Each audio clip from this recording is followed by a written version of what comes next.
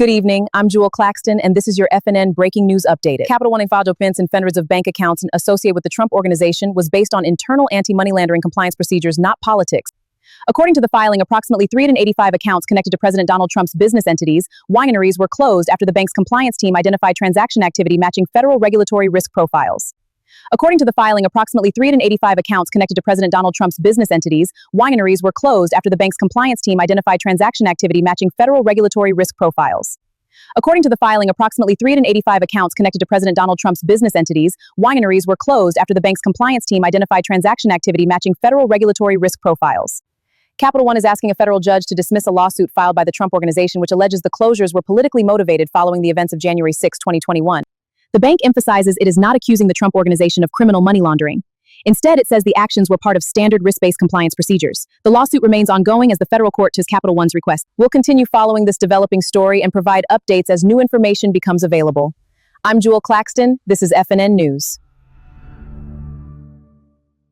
The Trump family said Capital One closed more than 300 Trump-linked bank accounts because the bank went woke.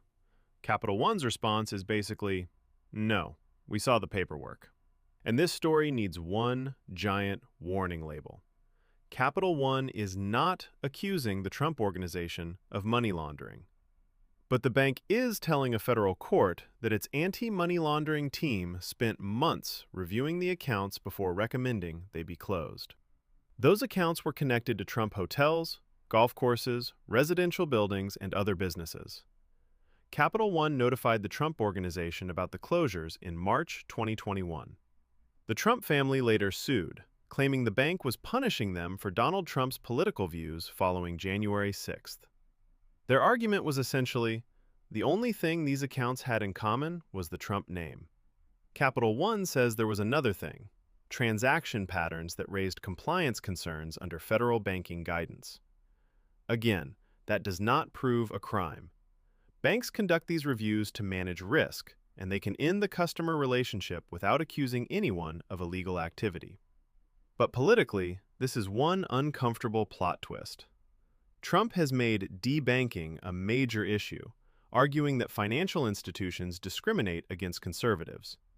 Now a bank he accused of political discrimination says the decision was not about MAGA. It was about financial compliance. Or, translated into breakup language, it's not your politics, it's your transaction history. A judge has not decided who is right, and Capital One is asking for the latest lawsuit to be dismissed. But if the case moves forward, the Trump family could get the investigation it demanded, along with questions about more than 300 accounts.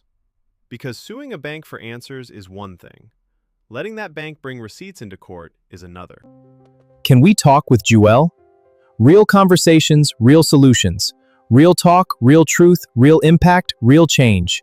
You are not alone. Thank you for joining me today. Remember, with Real Talk, you are not alone.